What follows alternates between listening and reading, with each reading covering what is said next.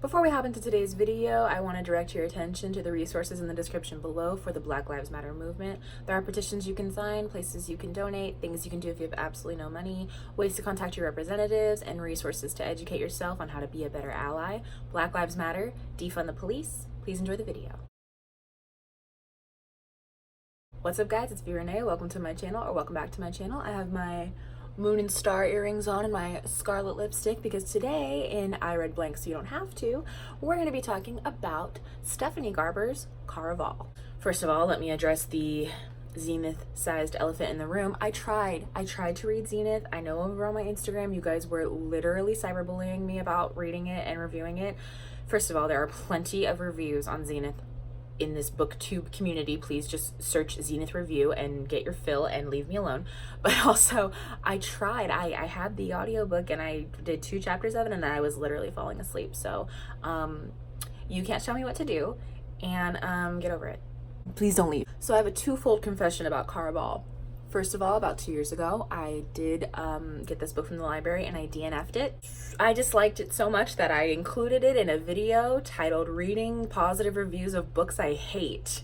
I'm gonna put the clip in right here. I tried really hard to like CARAVAL because of the hype, and I DNF'd that book before CARAVAL even started because I felt like it was taking 6,000 years for it to start, and I didn't care about Scarlett or Tella or Julian.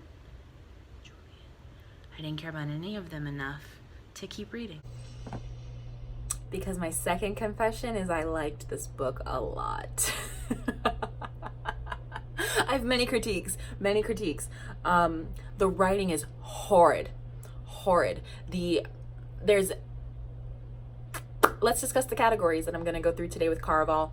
There's only 5. There's cringe parts, purple prose, commentary, things I liked, and then an entire category is the terrible color metaphor analogy usage in this book. For the first 15 or so chapters, I didn't care at all about what was going on.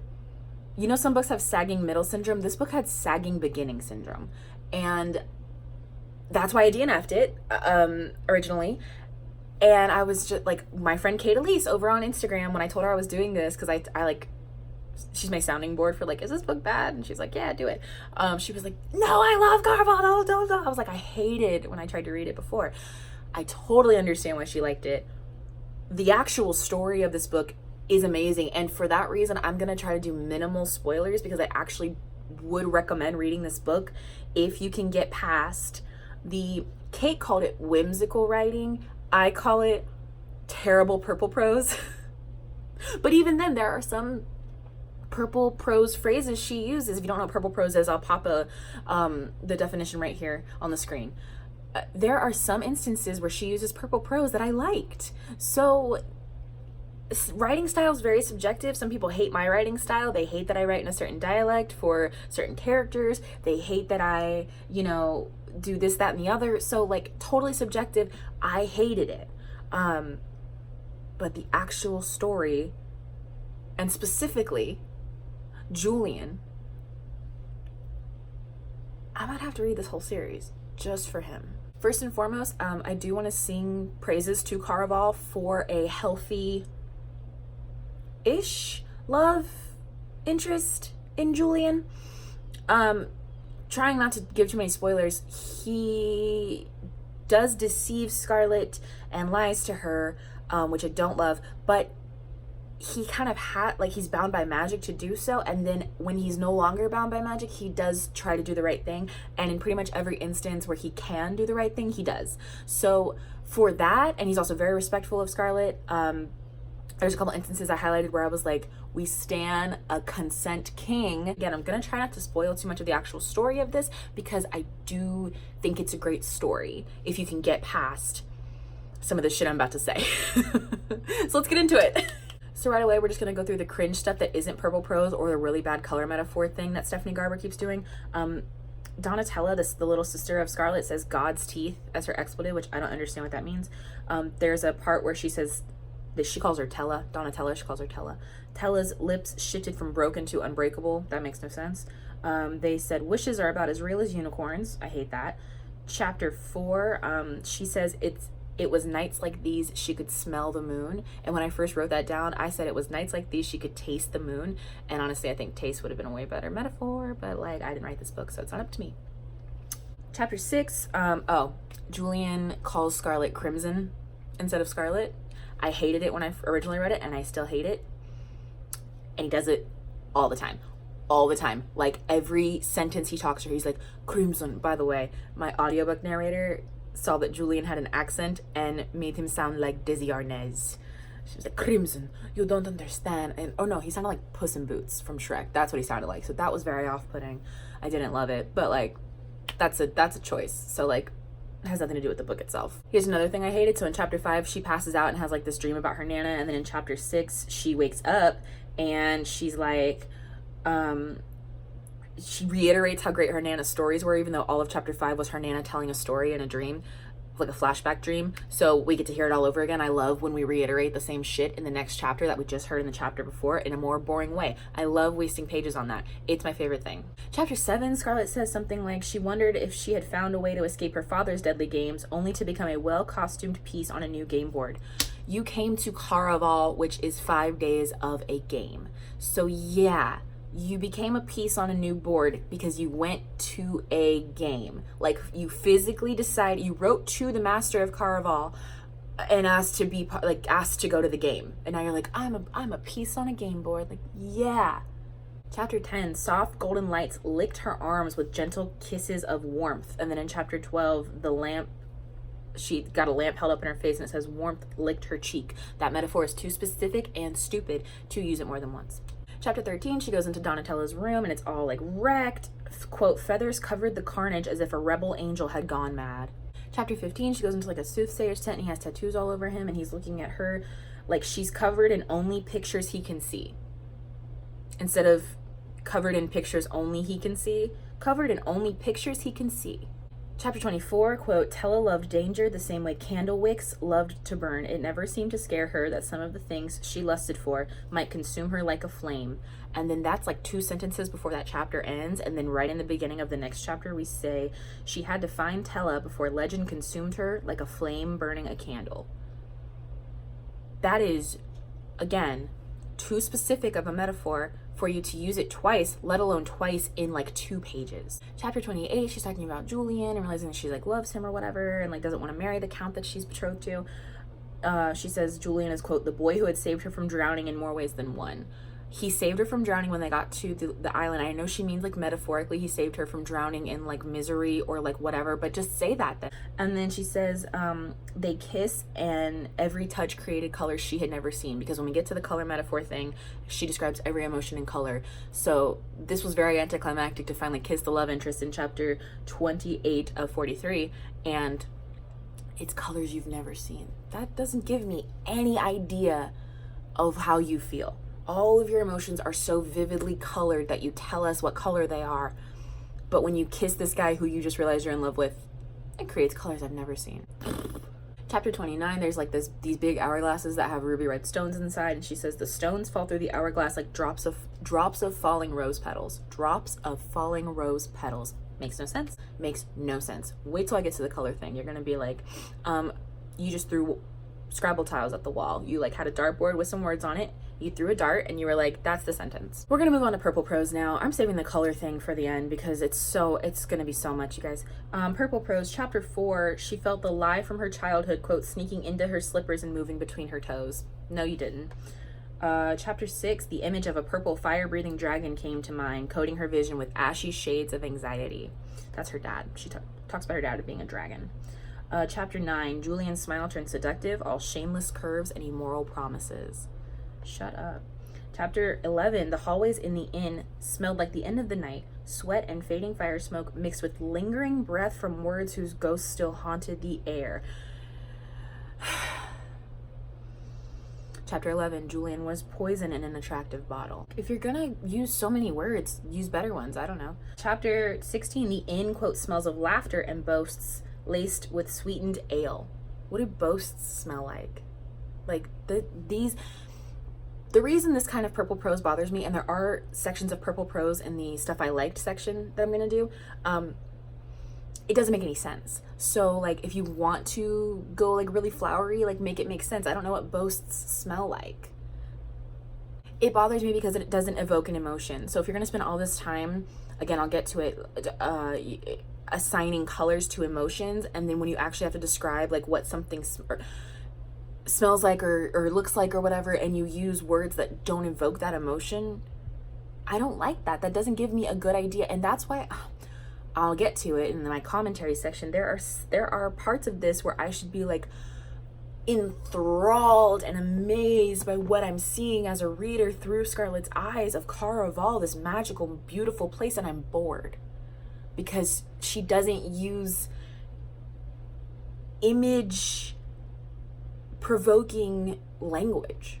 She uses odd purple prose. And I was like, that is so disappointing. Chapter 18, we meet Eco, and she is a girl who shows up, quote, pretty as a watercolor and dressed as bold as a trumpet.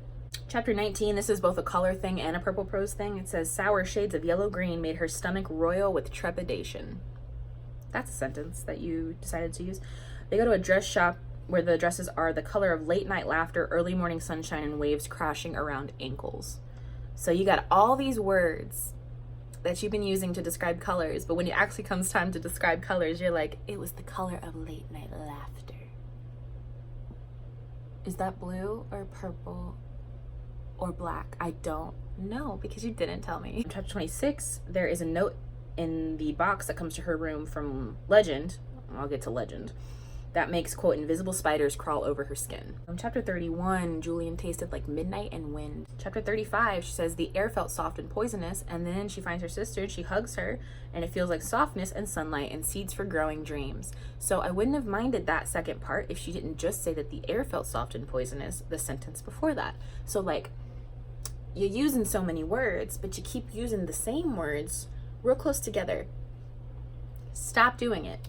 Chapter 38, her father looks like a dragon with no fire and broken wings. So here's some commentary / thoughts that I had. I'm going to try to do this as spoiler-free as possible. Their dad is like a terrible person. He literally sounds like Judge Claude Frollo from Hunchback of Notre Dame. He says something about, so like he punishes the other sister. If like Scarlett does something wrong, he'll punish Tella because they love each other and it hurts them more to see the other one punished.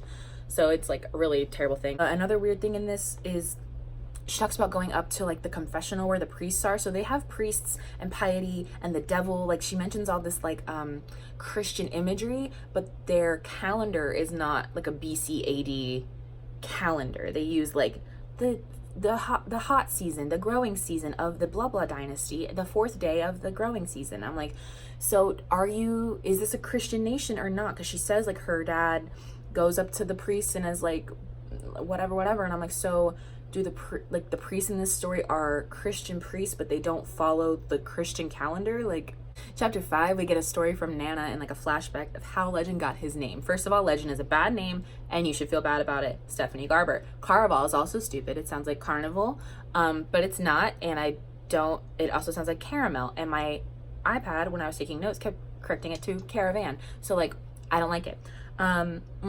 And he gets his name because he like goes to a witch and he's like, I want to be powerful so that my lover's father will respect me, blah blah blah, but he has to choose. So his name is Legend because his magic is legendary. And I need John Legend's lawyer to hop on. Chapter 6, this is after Julian and Tella like knock Scarlett out to like get her on the boat to CARAVAL. She wakes up 2 days later, because it takes 2 days to get to the island. So I love that she was knocked out unconscious for 2 days. It's a great storytelling device because you're like, I don't want to have to think of 2 days worth of things to happen, but I need it to be 2 days away. So we're just gonna knock her out for 2 whole days. Gotta love it. I respect the hustle. Chapter 7, when they actually get to the CARAVAL island, she like describes the sand as being like snowy and then frosting, and it's like this and it's this, and it's so much description of this white sand. And every descriptor, when I get to the color descriptors, you're going to understand what I mean about this. Every descriptor we've gotten of this island from the water is like a tropical paradise, and it's like the trees look like emeralds and the waterfall, but then when they get on the island, it's cold and it's snowing. And I was like, where every description up until they jumped in the cold water, even the cold waters still made me think like the island is warm because the colors are warm. But then I was like, well, being wet and cold in the snow is it adds more tension than being on a warm island. So like, fine, but then make the island cold. Like, make it look cold. It looked so warm and tropical up until they got there, and then it was snowing. They get to this like Diagon Alley situation where like all the stores are there and it's crazy looking, but they're all closed. And they're like, oh my God, where's everyone? Where's everyone? And I'm like, it's the first night of CARAVAL. You're there for CARAVAL. You don't think everyone who lives on the island is at CARAVAL right now? Like, what did you expect? They go into a clock shop where there's clothes waiting for them because why not? And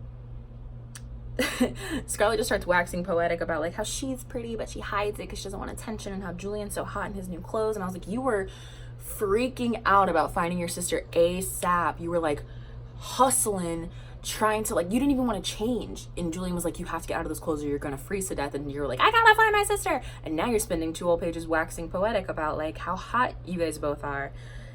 Are you in a hurry or not? Chapter 9, Julian admits he's played CARAVAL before, and Scarlett's like, oh my God, I can't believe this, but like, he knew so much about CARAVAL. Like, how did you not already realize that?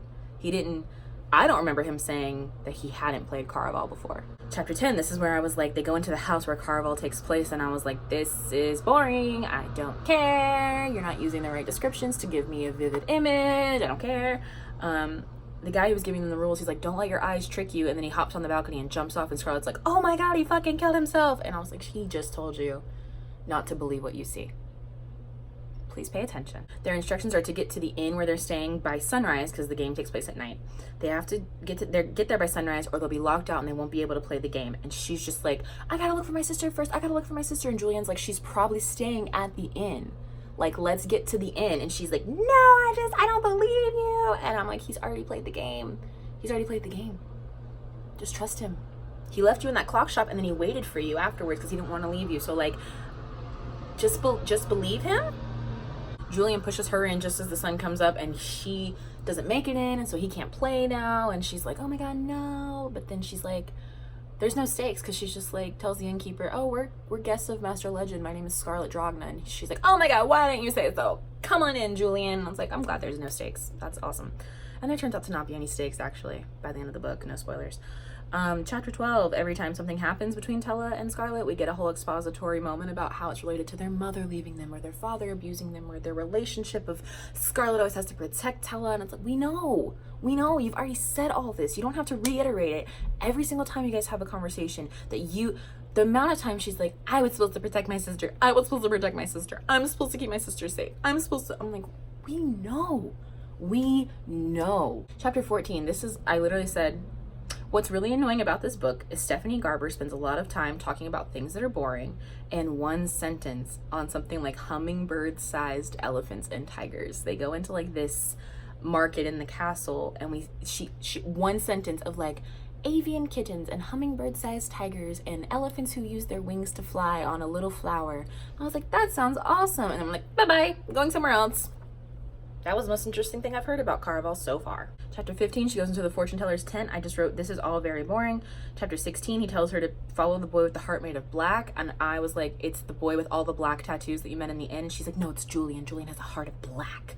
And then immediately he like finds these earrings someone stole from her. And she's like, maybe he's not the boy with the heart made of black. I'm like, he has not shown in the slightest that he has a black heart.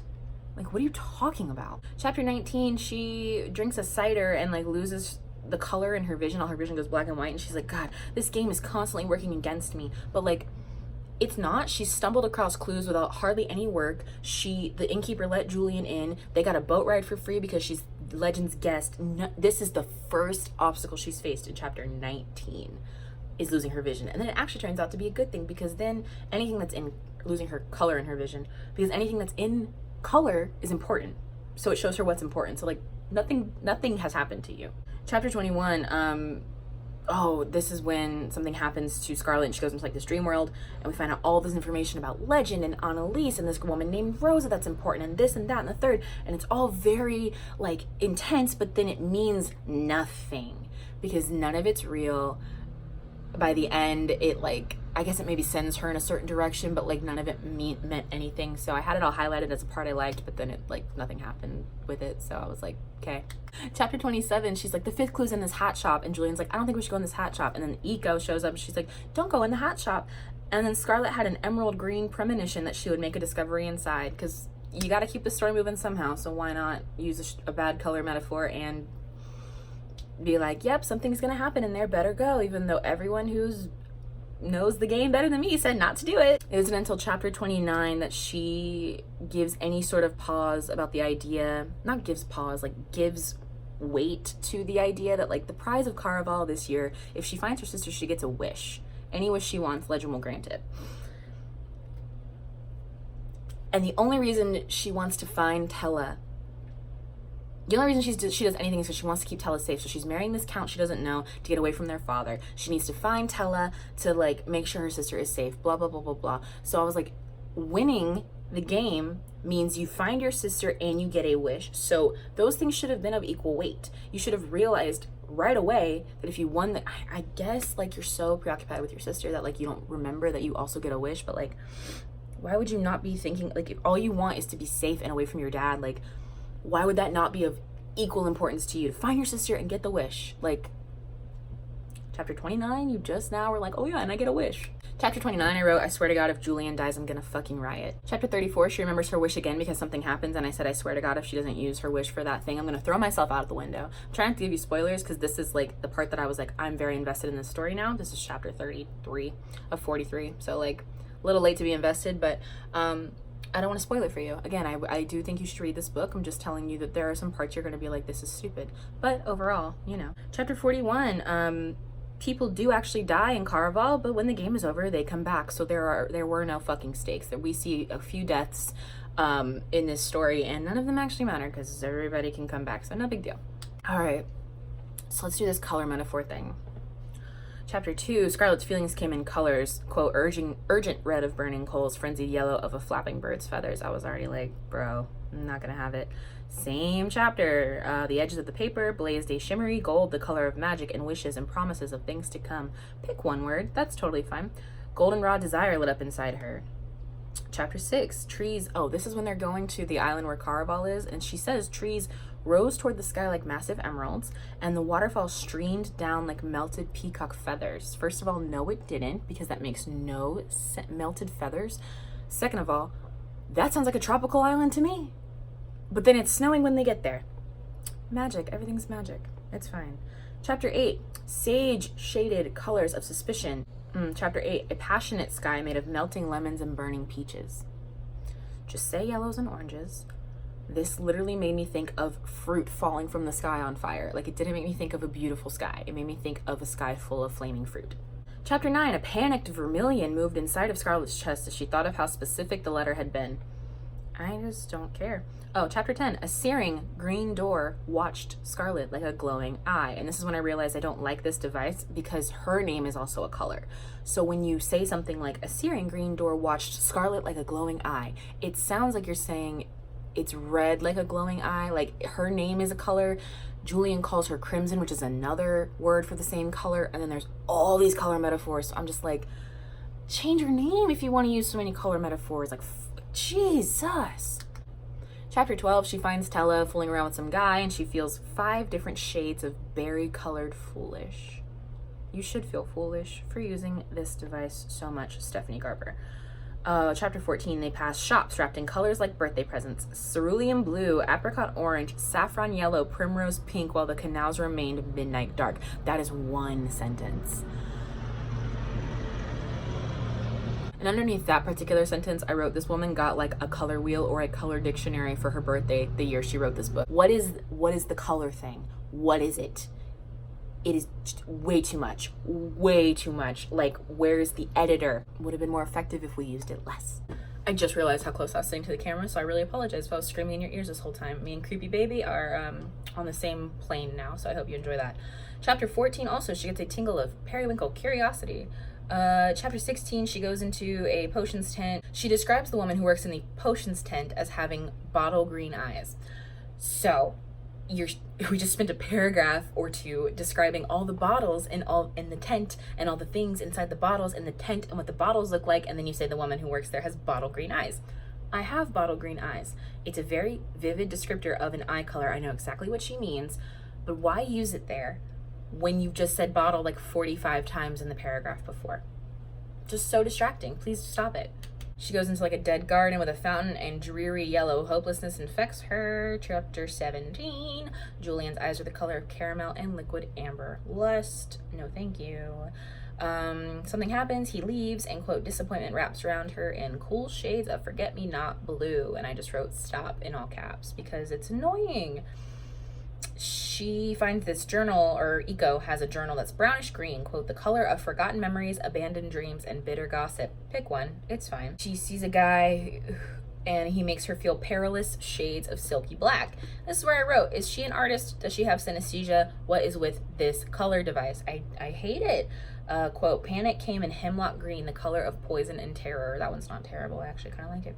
Chapter 22, she could see the sting of her rejection in shades of stormy blue, ghosting over his heart like sad morning mist. Chapter 25, the box was flat black, the color of failure and funerals. This is stupid. I wrote, if you want to use the color device to describe your protagonist's feelings, stop being so flowery every time you describe every single color in this book. If you want to use color as a device for your character's emotions, fine. But like, stop making every color in the entire book a whole sentence and a half of description. Chapter 29, she feels ochre shades of uneasy. Chapter 29, also a slick mud colored feeling coats Scarlett's insides. That sounds like you need some Pepto-Bismol. Chapter 36, Scarlett has a bitter yellow puddle of dread in her stomach. Again, that sounds like vomit. So I guess vivid. Chapter 42, shades of the ruby-rich love she'd felt mixed with deep indigo hurt, turning everything just a little bit violet. And this is her reunion with Julian. And so I just wrote, I don't care, I want them to kiss Stephanie. And I stand by that. So I've just shit on this book for, I'll find out how long. But I liked the book. I liked the story overall. And I do want to point out some things that I really, really, really liked. The gloves, the color of bruises. Chapter 3, her world was a grand game board, and her father believed this marriage would be his penultimate move. That really describes very succinctly, which is not something that we've seen from her in this book, being succinct. Very succinctly describes her relationship with her father, the type of man that he is, and her role in his game. She chases her sister through weather-worn white archways. She does this a couple of times where she uses alliterations or like rhyming, and I really, it strikes very vivid images for me, and I really liked it. Chapter 4, a broken dock like a massive tongue jutted out to stones that reminded Scarlett of uneven teeth. That's purple, but I like it. Chapter 5, a pock-marked moon winked in the glass. Behind her Nana, a cloud drifted over the moon, covering all but 2 tiny points of light which hovered behind her silver hair like devil's horns. What a great visual. Loved that. Chapter 6, their mom had vanished, taking nothing with her. She disappeared like a broken star, leaving the world untouched, save for the missing bits of light that no one would ever see again. Purple prose, but I like it. Another part I like is she mentions that when she was a child, she watched her father drown another child and never told anybody, and she starts to drown when their boat to CARAVAL starts to sink, and she thinks like, you deserve this, and like hands, the water pressed her down, down, down. I really liked that. Chapter 7, the snow on the rooftop rested like dust on abandoned storybooks. I liked that as well. Chapter 8, she says something happened. It got smaller and smaller until the door was no more. Very fairy tale. I enjoyed that. Chapter 12, but legends saw all during CARAVAL. Again, I like that's very, if you're trying to make it whimsical, that's how you do it. I like that. Chapter 16, someone screamed as hot and bright as fire. Chapter 7, the fire in her room dies, sending up a plume of smoke, the color of things better said in whispers. That's a great way to use color as an imagery, as like a imagery device. Perfect. Chapter 18, the girl who was dressed bold as a trumpet, she's like talking to Scarlett, and she's like, oh, poor you, here you are on a magical island, and all you can think of is what you don't have. And I was like, get her, Jade. Get her, Jade. Chapter 19, she goes outside and the night is brittle, crisp like the first bite of a chilled apple, smelling just as sweet, with hints of burnt sugar weaving through the charcoal night air. That is good purple prose. I can taste that night. It reminds me of Christmas time. I feel that. So do that more. That's good. Something acidic and moldy and burnt bubbled up in Scarlett's throat. The taste of death. Love that. Again, all of chapter 28 or 21 I really, really, really liked, but none of it matters and it's spoilers, so I don't want to give it to you. Chapter 20, there's a really intense scene between Julian and Scarlett, but it is a spoiler, so I don't want to talk about it, but she does say his voice is so gentle, made of gentle, and I really liked that. They do something and the world shatters into a million shards of colored glass. I liked that as well. Chapter 24, his steady gaze reached out to the broken parts of her like a caress, a type of touch that moved through damaged flesh, past fractured bones, and into a person's wounded soul. And I just wrote, wow. Purple, but good. Chapter 27, Eco appears looking like a teardrop the moon had cried, which I love. Chapter 28, Consent King. He asks her, they're talking about her arranged marriage or whatever, and he says, are you sure you want this? And I thought they were about to kiss, so I was like, is this him asking for consent or him asking if he's what she wants? Either way, I love it. Scarlett standing up to her dad in chapter 29 after he hurts Julian is really good. The governor's like, oh, the count can sleep in Scarlett's room. He's already paid for her. Let him enjoy it a few days early. Gross. And then Scarlett's like, nah, I'm not doing shit unless you let Julian go. You count guy, do you really want a wife who will only sleep with you because another guy's gonna get tortured if she doesn't? And I was like, Scarlett, yes, ma'am. It was great. Chapter 32, the town during the day, the town of CARAVAL during the day looks like a faded memory. They have to jump into this pit or whatever, and it's all very good, very good. That's when we finally get to see Legend. She's a little starstruck by Legend, which I enjoyed because she's been loving him her whole life, even though now she knows he's a psycho. His laugh is a rich, spicy sound that echoes through the cavern they're in until he snaps his fingers, then it stops. And I was like, that's cool. Oh, all this spoilery stuff happens. This is when I was like, these are some of the notes I can write. Something happens, and then I say, oh fuck, oh no. And then I say, Scarlett, you dumb. And then I say, I'm fucking furious. So infer there. Or if you've read the book, you know exactly the part I'm talking about. Chapter 37, she talks about Tella's silver slippers sliding toward the balcony. Chapter 38, she blackmails her dad, gets him to leave her alone, and then all this stuff happens where spoiler. I feel confused about how I feel about the end of the book. But yeah, that's CARAVAL. Overall, like I said, I did like the actual story. Her writing is really not for me, but if you can look past that, and I know a lot of us can, I know that if you write books, you can be really harsh about writing styles, and some people don't care about that. And so I do want to reiterate, the story is good. Literally all the things that I've mentioned in this book were the things that I didn't like, and everything else I was like, yeah, I enjoyed that a lot. I really enjoyed all the twists and everything. Would I read this again? I don't know, because honestly, the writing really bothered me a lot. But do I want to know what happens to Julian and Scarlett? Yes, I do. I really freaking love Julian a lot. He was the most cutest, sweetest boy ever. I'm so sorry if you can hear that lawnmower. I filmed the Monday before I put these videos out, and I know that on Mondays they do yard work at my apartment complex. But do I change my schedule? No. Am I sorry? Yes. Am I gonna refilm this to cover up the lawnmower? No, I'm not. So yeah, next week is gonna be my vlog first impressions / review of the second Percy Jackson book, Sea of Monsters. If you saw last week's video, you know I'm having a great time on the Percy Jackson train. Reading them for the first time is a total blast. I'm having a great time. So I will see you next Monday to talk about Percy Jackson, Sea of Monsters. Bye.